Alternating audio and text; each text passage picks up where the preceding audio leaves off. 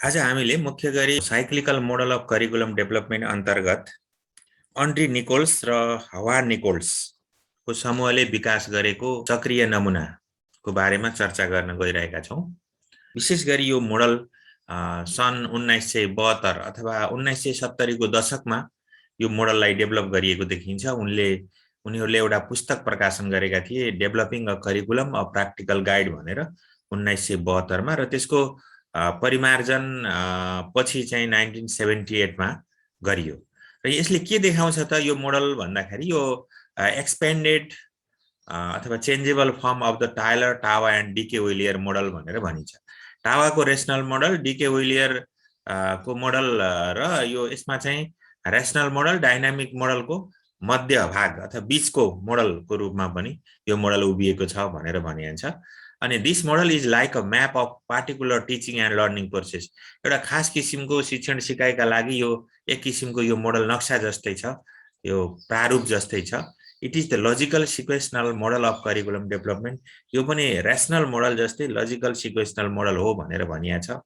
त्यस्तै यसमा चाहिँ यसले के कुरालाई मान्यता राखेको छ भने elements of curriculum are interdependent in this model भनेर भनेको छ।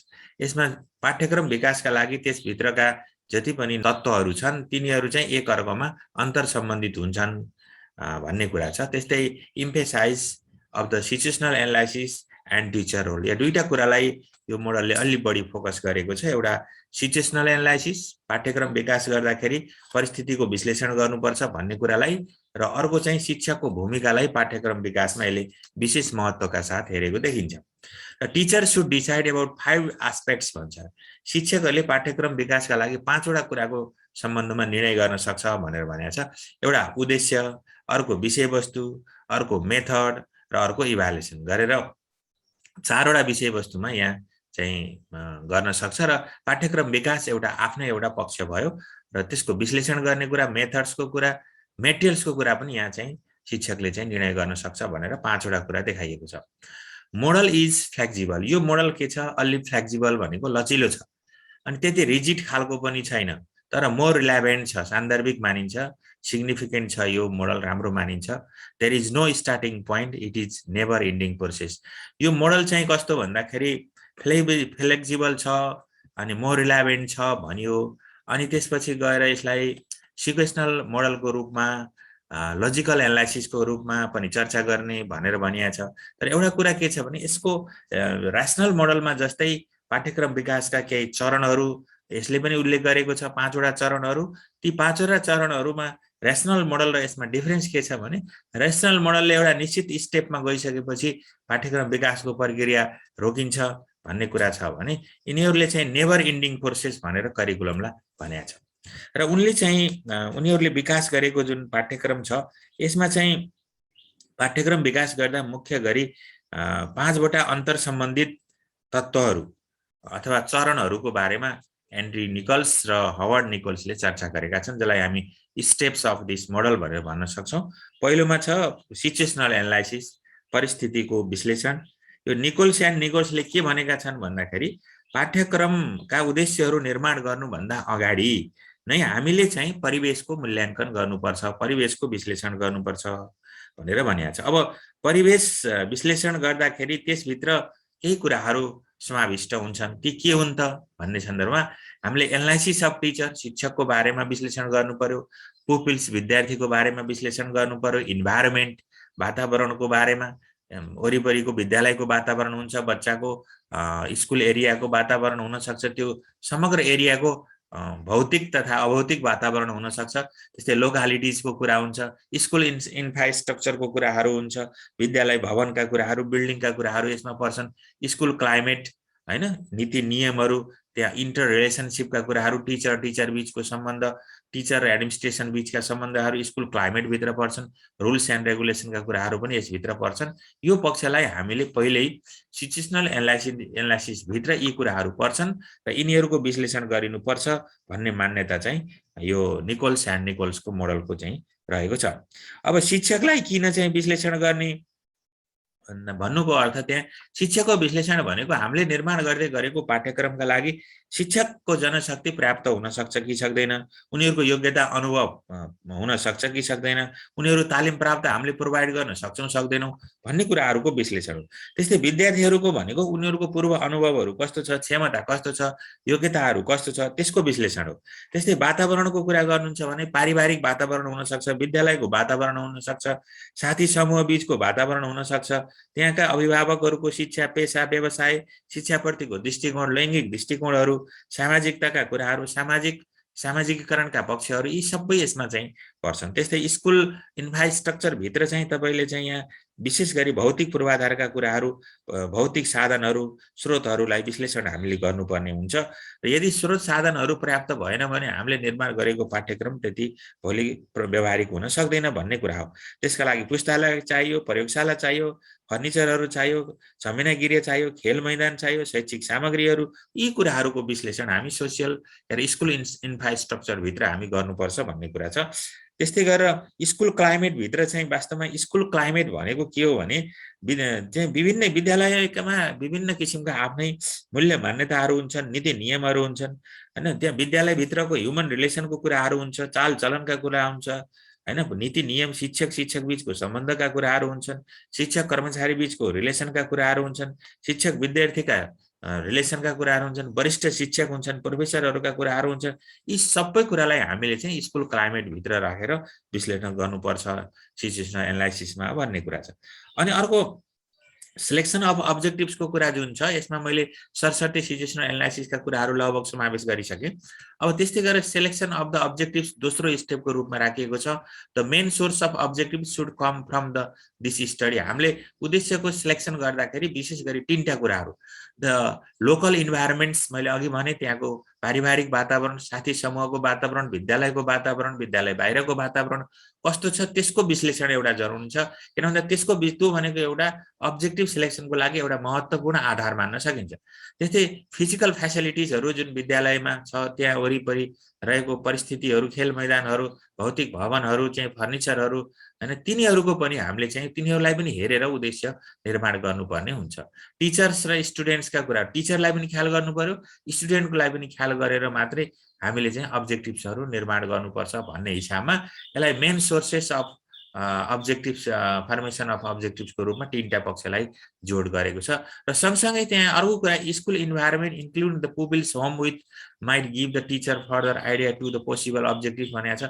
विद्यार्थीहरूलाई हामीले अध्ययन गरेनौँ, स्कुल इन्भाइरोमेन्टभित्र पुपिल्स होम इन्भाइरोमेन्ट, अभिभावकको दृष्टिकोणका कुराहरू, उनीहरूको स्ट्याटसका कुराहरूलाई पनि हामीले विश्लेषण गर्नुपर्ने हुन्छ। र त्यहाँ विशेष गरी उद्देश्यको निर्धारण गर्दाखेरि भौतिक पूर्वाधारदेखि लिएर अभौतिक पक्षहरू दुईटै पक्षलाई चाहिँ हामीले एउटा आधार मानेर त्यसको विश्लेषण गर्नुपर्छ। तिनीहरू नै वास्तवमा अब्जेक्टिभ सिलेक्सनका स्रोतको रूपमा रहन सक्छन् भन्ने कुरा निकोल्स एन्ड निकोल्सले गरेका छन्।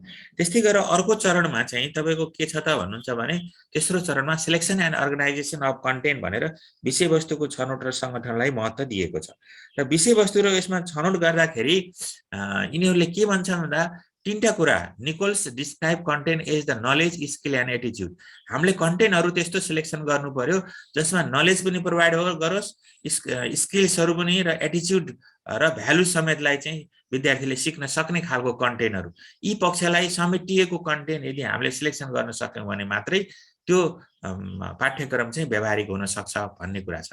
अब त्यसका लागि कस्तो क्राइटेरिया हुनु पर्यो त कन्टेन्ट सिलेक्सन एन्ड अर्गनाइजेसन गर्दा भन्दा, सिग्निफिकेन्सको कुरालाई हेर्नु पर्यो, महत्त्वपूर्ण अथवा तथ्यपूर्ण कन्टेन्टहरूलाई सिलेक्सन गर्नु पर्यो।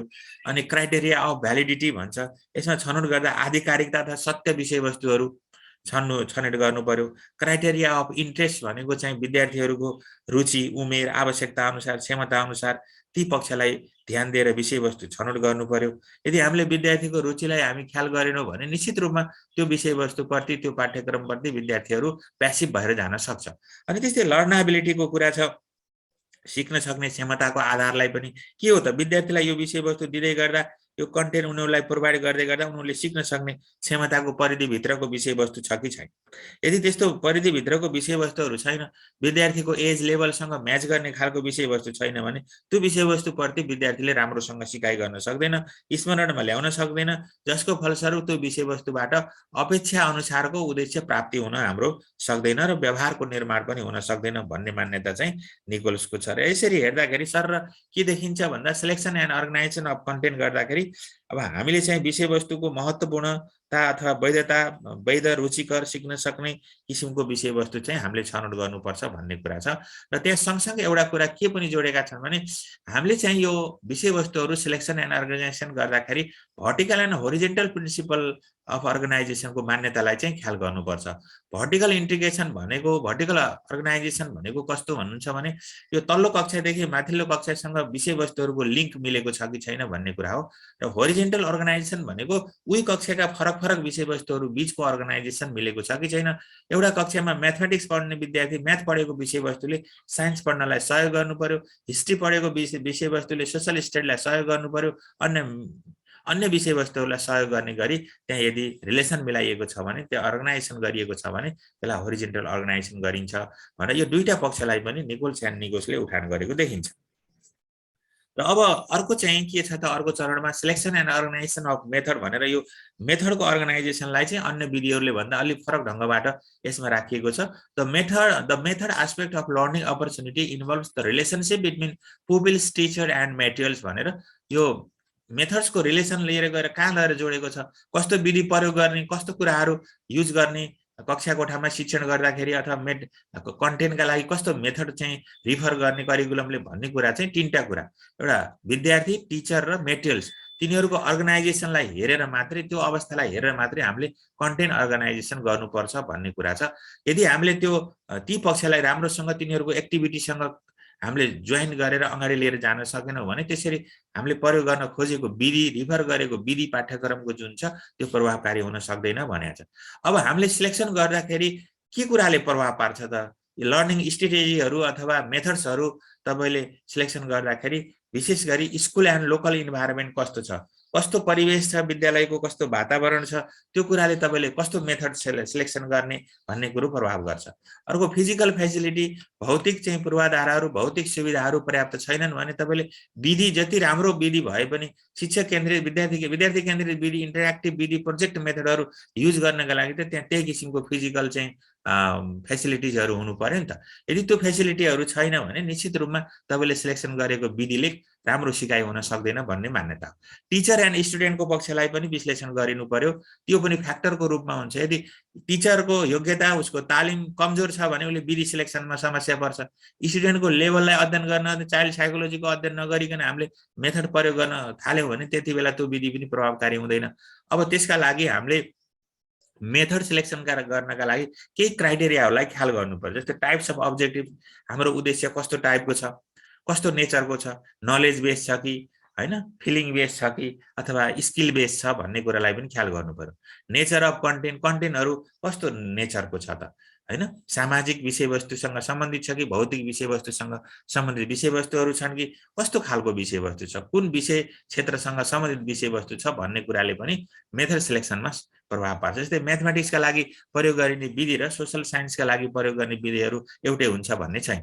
जस्तै ब्याकग्राउन्ड अफ टिचर, हैन, शिक्षकको पृष्ठभूमि, उसको तालिम, योग्यता, क्षमता कस्तो खालको हामीसँग मानवीय स्रोतको रूपमा उपलब्ध छ भन्ने कुराले पनि मेथड सिलेक्सनमा प्रभाव पार्छ। 20औं वर्षको लामो अनुभव भएको शिक्षक छ भने उसले विधि छनौटमा निखारपन आइसकेको हुन्छ।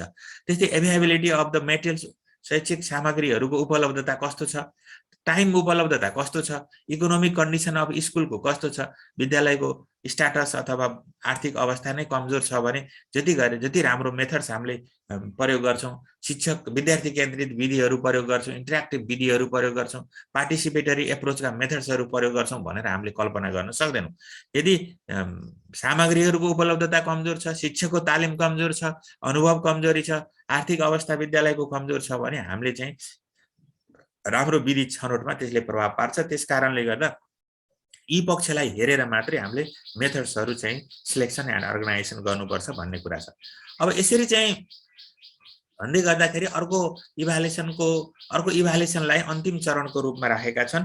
यसमा चाहिँ के भन्छ भने शैक्षिक जति पनि प्रयासहरू हुन्छन् हामीले चाहिँ शिक्षण सिकाइमा गरेका जति पनि प्रयासहरू छन् ती गरेका प्रयासहरू फ्रुटफुल हुन सकेनन्, हाम्रो उद्देश्य अनुसार अगाडि आउन सकेन, हामीले सिकाउन खोजेको अनुसार ती विषयवस्तुहरू भोलि विद्यार्थीले शिक्षण सिक्दैनन् अथवा सिक्न सक्ने अवस्था सिर्जना भयो कि भएन भनेर विश्लेषण गर्ने पाटो भनेको इभ्यालुएसन हो भनेर भनिएको छ। र निकोल्सले के भनेका छन् भन्दाखेरि in evaluation, Nichols suggested that the teachers are concerned about their pupils' progress towards the wide range of objectives, but the result of this, that assessment should be wide in its scope as is the range of objectives भनेको छ। भन्नुको अर्थ के भने शिक्षकले सधैँभरि के गर्न खोजेका हुन्छ त भन्दा पुपिल्सको प्रोग्रेसको लागि सधैँभरि कस्तो छ त भनेर हेर्नुपर्ने हुन्छ, किन त्यसको कनेक्सन भनेको रेन्ज अफ चाहिँ अब्जेक्टिभ्स र उद्देश्यसँग त्यो प्रोग्रेस पुपिल्स प्रोग्रेस मिल्नु पर्यो कि हाम्रो उद्देश्य एकातर्फ विद्यार्थीको प्राप्ति अर्कोतर्फ भयो भने त्यो मिलेन, त्यो के छ त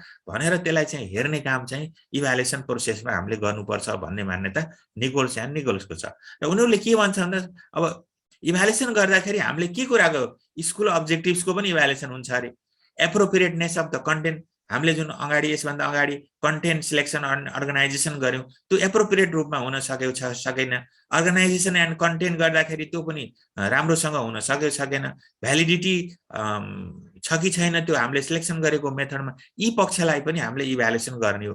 भन्नुको अर्थ उद्देश्य सिलेक्सन गर्नेदेखि लिएर कन्टेन्ट सिलेक्सन गर्नेदेखि लिएर मेथडको सिलेक्सन एन्ड अर्गनाइजेसन गर्ने र स्वयं इभ्यालुएसनको पनि इभ्यालुएसन गर्ने कुरामा यो मूल्याङ्कन पक्ष महत्त्वपूर्ण हुन्छ, त्यही अनुसारको प्लानिङ गर्नुपर्छ भन्ने मान्यता चाहिँ निकोल्सको रहेको छ।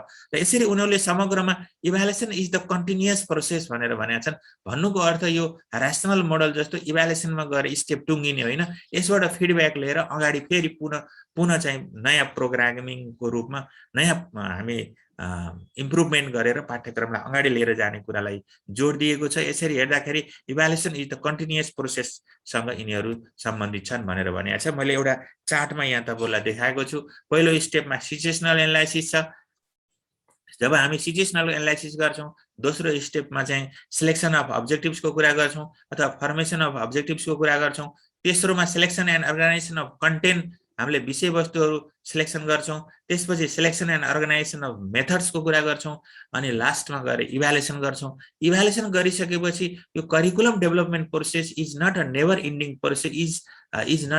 इन्डिङ प्रोसेस भनेर भनिएको छ। यो टुङ्गिदैन, इभ्यालुएसनमा गएर टुङ्गिदैन भन्ने मान्यताले यो निकोल्सको मोडललाई यो साइक्लिकल मोडल भन्नुको अर्थ पनि इभ्यालुएसन पछि फेरि हामी इभ्यालुएसन गरेर त्यसबाट आएको कुराको आधारमा फेरि सिचुएसनल एनालाइसिस गर्छौं, फेरि अब्जेक्टिभलाई रिभाइज गर्छौं, कन्टेन्टलाई रिभाइज गर्छौं, यसरी नै हामी अगाडि बढ्छौं। र यो परिस्थिति इभ्यालुएसन गर्दै जाँदा त्यहाँबाट कतिपय कुराहरू पुरानो हुन सक्छ पाठ्यक्रम, त्यो भयो भने सिचुएसनल एनालाइसिसले नयाँ कुरा ल्याउँछ अनि नयाँ अब्जेक्टिभ, नयाँ कन्टेन्ट, नयाँ मेथड भएर अगाडि बढ्छ भन्ने मान्यता चाहिँ निकोल्सको रहेको छ। र यसरी सरसर्ती हामीले हेर्दाखेरि यो टेलर, टावा, व्हिलरको कार्य जुन गरेका थिए करिकुलम डेभलपमेन्टका लागि, त्यसैलाई त्यो कार्यलाई अलि बढी प्रशोधन गरेर त्यसलाई एउटा चक्रीय मोडलको रूपमा विश्लेषण गर्ने हैन, र परिस्थितिको विश्लेषणबाट यो परिमाणात्मक र गुणात्मक तथ्याङ्कलाई विश्लेषण गर्ने र त्यसको आधारमा उद्देश्य फर्मेसनदेखि इभ्यालुएसनसम्मका हरेक एक्टिभिटीहरू अगाडि लैजाने गरी जुन यो मोडल डेभलपमेन्ट गरिएको छ, यो मोडल महत्त्वपूर्ण देखिन्छ। अब यसको आधारमा के फाइदा छन् त यो मोडलको, के बेनिफिट्सहरू छन् भन्ने कुरालाई पनि थोरै चर्चा गरौँ। एडभान्टेज अफ निकोल्स मोडल, यो लजिकल सिक्वेन्सनल स्ट्रक्चर हो यो हैन, यसमा यो लजिकल सिक्वेन्स स्ट्रक्चरलाई जोड दिन्छ। Emphasise on the situational analysis, अगाडि भनिसक्यो, परिस्थितिको विश्लेषणलाई अति महत्त्व दिएको छ। फ्लेक्सिबल देन रेसनल मोडल जस्तो रिजिड छैन, इभ्यालुएसनमा गएर स्टेप टुङ्गिदैन, यो निरन्तर फेरि चक्रीय रूपमा अगाडि बढ्छ। To make curriculum more relevant, यो स्टेप्सहरू युज गर्दै गर्दा हाम्रो करिकुलम एकदम सान्दर्भिक बन्छ। More applicable to school level teacher, यो विद्यालय तहको शिक्षक विद्यार्थीका लागि विद्यालय तहको करिकुलमका लागि यो महत्त्वपूर्ण छ। Less rigid and more relevant हैन, यो चाहिँ त्यति रिजिड खालको छैन। View curriculum elements and inter related and interdependent, जति पनि पाठ्यक्रमका तत्त्वहरू हुन्छन् अन्तर सम्बन्धित र अन्तर्निर्भर हुन्छन् तिनीहरू। Provide clear guideline for curriculum development, पाठ्यक्रम विकासको लागि यो मोडलले एकदम क्लियर गाइडलाइन निर्देशन प्रदान गर्छ भन्ने यसको हामीले चाहिँ फाइदामा राख्न सक्छौँ। र डिसएडभान्टेजमा पनि टाइम कन्ज्युमिङ अलि बढी लिन्छ यसले, किन भन्दा सिचुएसनल एनालाइसिस गर्नु पर्यो, त्यसका हरेक एलिमेन्टहरूको डाटाहरू कलेक्सन, किन सिचुएसनल एनालाइसिसमा पनि हामी चाहिँ त्यसको पनि अब्जेक्टिभ फर्मेसन गरेर त्यसका पनि डाटाहरू सङ्कलन गरेर त्यसको चाहिँ एनालाइसिस गरेर त्यसको आधारमा हामी अगाडि बढ्नुपर्ने हुन्छ। त्यसकारणले टाइम कन्ज्युमिङ समयले बढी लिन्छ भन्ने आलोचकहरूले गर्ने गरेका छन्। As a situational analysis is long time process. किन सिचुएसनल एनालाइसिस तुरुन्तै हुने कुरा होइन, यो धेरै समय लाग्न सक्छ। त्यसकारणले यो करिकुलम डेभलपमेन्ट प्रोसेस धेरै लामो हुन्छ भनेर भनिएको छ। Difficult to maintain logical sequential analysis, वास्तवमा तार्किक सिक्वेन्सनल विश्लेषण जुन छ यो अलिक कस्तो भन्दाखेरि अलिक धेरै चाहिँ कठिनपूर्ण हुन्छ भनेर गरिएको छ। यसरी समग्रमा हेर्दाखेरि यो चक्रीय नमुनामा यो निकोल्स एन्ड निकोल्सको मोडल एकदमै व्यावहारिक छ भन्ने मान्यताहरू देखिन्छन्। यति भन्दै यो आजको विषयवस्तुलाई मैले यही अन्त्य गर्दछु। हस् त, धन्यवाद।